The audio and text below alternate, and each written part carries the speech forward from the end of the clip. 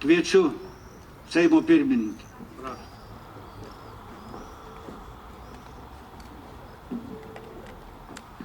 Dėkoju. Jūsų ekscelencijos ambasadoriai, Šiaulių miesto merė,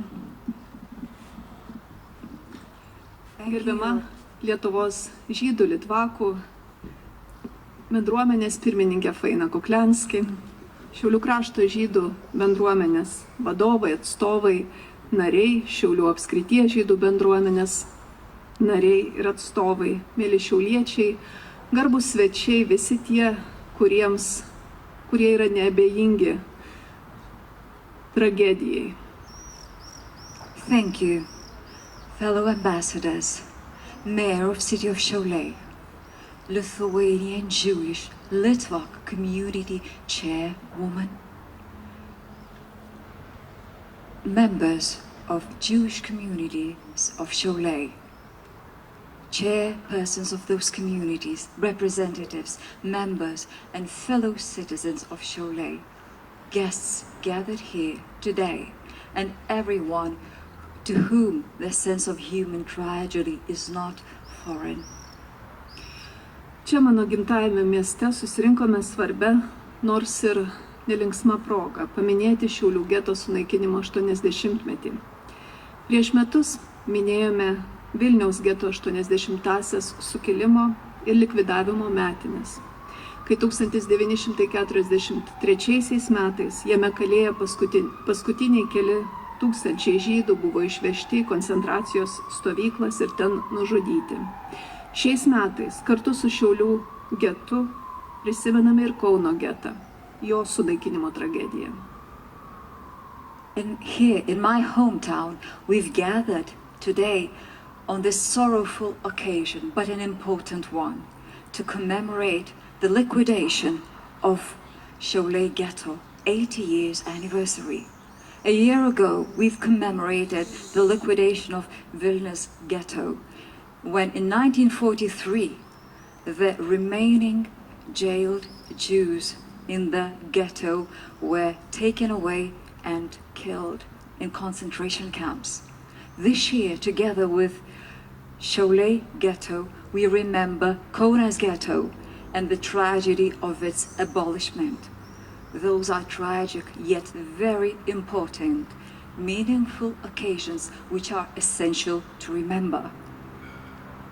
Tai tragiškos, bet labai reikšmingos ir reikalingos progos. Tai proga prisiminti, kad svetimo skausmo nebūna, kad sąžiniai nėra senaties termino ir kad šiandienos pasaulyje, kuris vis dažniau rodo savo tamsėją pusę, labai svarbu atsigręžti į paprastas žmogiškasias vertybės. Prisiminti, kad esame žmonės ir žmonės esame tiek, kiek sugebame įveikti savo tamsiasias pusės. This is why it is essential to remind ourselves that a pain of one person is shared among with the rest of humanity, and human consciousness has no such thing as a due date. And in today's world, which keeps on showing its darkest sides again and again, it is extremely important to remember the brighter sides of human character and values. Remember that we are humans, and we are humans just as much as we manage to defeat our darkest shadows. Vienas rašytojo Grigorijaus Kanovičiaus romanų personažų sako, kad mūsų visų tėvynė yra atmintis. Štai joje visi mes ir gyvename. Į klausimą, kaip sugyventi mums paliktoje sukrūvintoje atmintyje, juk šiandieną nebėra tų, kurie tą kraują praliejo, kaip mylėti vienam kitą šitame kruviname šešėlyje. Vienas žinomiausių šiuolaikinių žydų rašytojų atsako nedvejodamas. Nepaisant jokių aplinkybių, žmogus turi mylėti kitą žmogų. Galbūt tuomet žmogus ir išliks žmogumi. Kito vaisto nėra. Tarp neapykantos ir meilės visada reikia pasirinkti pastarąją. One character from a novel by a writer, Grigory Kanovich, claims that The homeland to us all is memory. And this is the state that we are dwelling in. And how do we answer the question, the quest, how to survive and how to stay together in this blood-tainted memory? Because today, among us, there's no more people who have shed their blood. How do we live one another in this world with blood-tainted shadows? This famous writer answers this question immediately. The answer being, in spite of it all, one person has to love others. Maybe then a person, a human being, will manage to stay human, and there's no other cure about it. When choosing between hatred and love, we always have to choose love. Esu įsitikinusi, tik tokiu keliu žengdami dar turime galimybę ir atsiteisti su praeitimi ir išvengti kruvinų šešėlių ateityje. I am convinced that this is the only way to go if we want to make amends with our past and avoid tainting our shadow with blood in the future.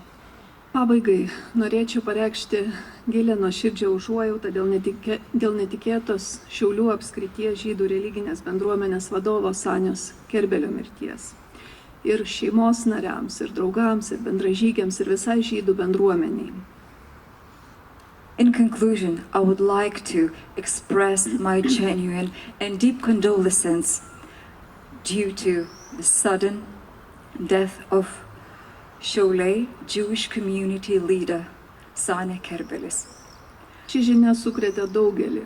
Aš taip pat pažinojau Sanią, mus siejo draugiškas ryšys ir labai darė didžiulį įspūdį jo entuziazmas, jo darbštumas, jo prisidėjimas prie to, kad Šiauliuose atsirastų ne viena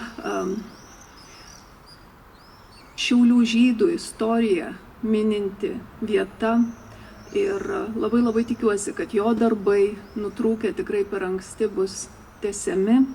Dar kartą reiškiu nuoširdžią užuojautą ir dėkoju už dėmesį. This news was shocking to many of us, I believe.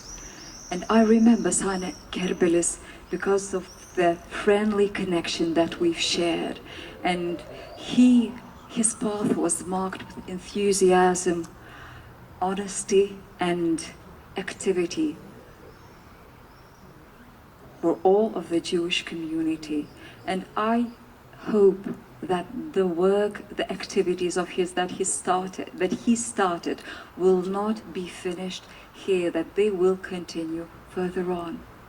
And once again, my biggest condolences to his family and close ones. Dėkoju už dėmesį. Thank you for your attention.